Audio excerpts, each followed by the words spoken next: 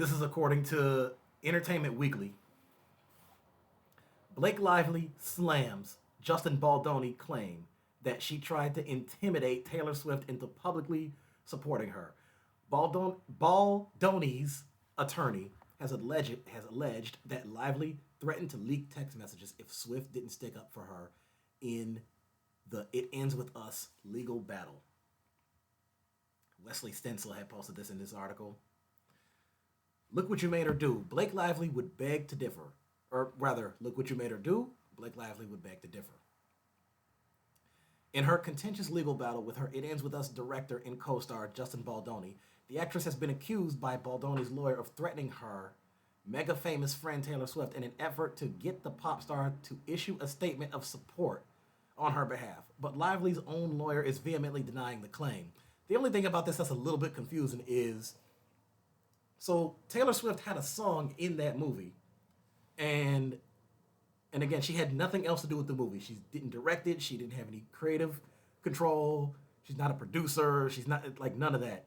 So Justin is saying, I am he hit Taylor with a subpoena, and he's saying that he's saying that Blake threatened to release private texts if Taylor didn't support her.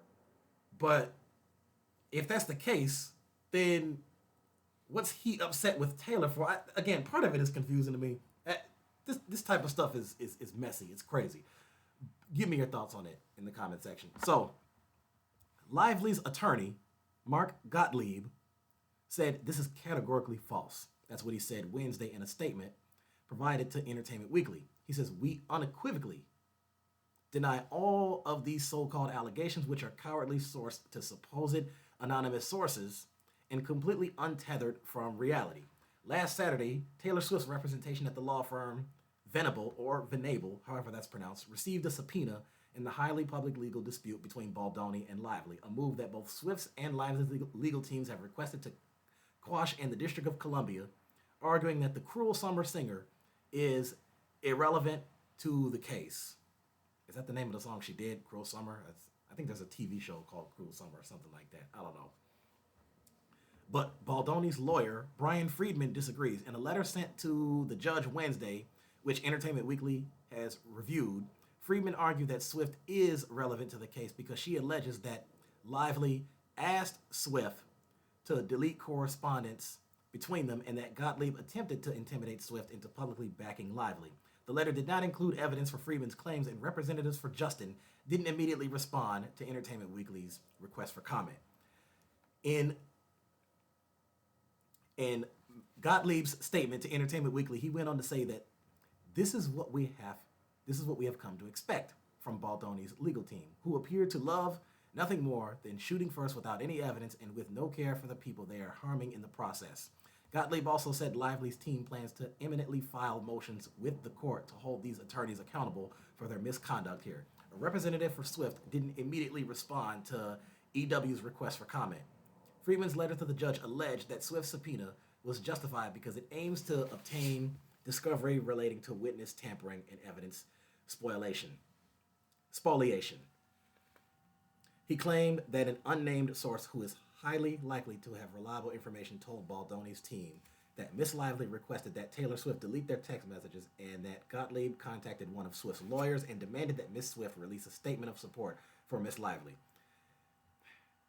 intimating that if Miss Swift refused to do so, private text messages of a personal nature in Miss Lively's possession would be released. Okay, now what is that right there? Oh, something separate.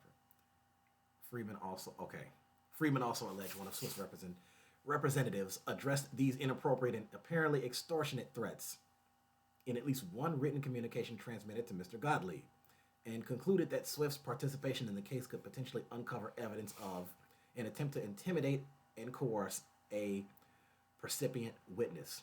Lively's attorneys filed a response letter Wednesday afternoon requesting to strike Friedman's letter from the record, arguing that it was not filed with any evidentiary support of any kind, much less anything under oath, and that the letter was an attempt to launder scandalous and defamatory allegations about Miss Lively to the media. The legal battle between Lively and Baldoni began in December when she filed a complaint with the California Civil Rights Department accusing Baldoni of sexual harassment during production of the romantic drama It Ends With Us and subsequently orchestrating a smear campaign against her.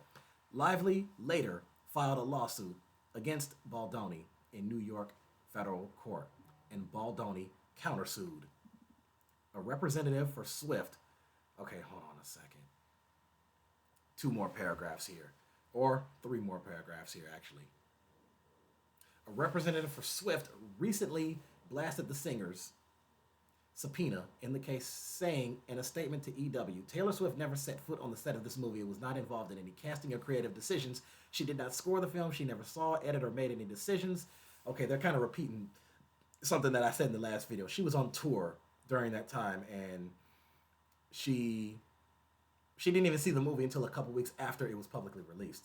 Now, does that mean publicly released in theaters, or are you talking about on streaming, or whatever? Let's just say even if it was theaters, still, that is with the point. The spokesperson added, the connection Taylor had to this film was permitting the use of one song. Given that her involvement was licensing a song for a film, which 19 other artists also did, this document subpoena is designed to use Taylor Swift's name to draw public interest by creating tabloid clickbait instead of focusing on the facts of the case. Swift and Lively are longtime friends. Taylor Swift is godmother to Lively's 4 children, with husband Ryan Reynolds, including James, who cameos on the Reputation song Gorgeous and all this other stuff. So, it's quite a mess. And even though this isn't that interesting or that important, I will say there's part of me that's kind of curious to see what the outcome of this whole thing will be. If you're watching this on Facebook or YouTube, go to the comment section, subscribe to my YouTube. If you're watching it on Facebook, go to my About section on either one. The links to my Facebook, Twitter, Instagram, YouTube, and TikTok are in the links to the About section of each of those. You'll be able to find all of them. Give me a follow, give me a subscription, and until then, stay tuned.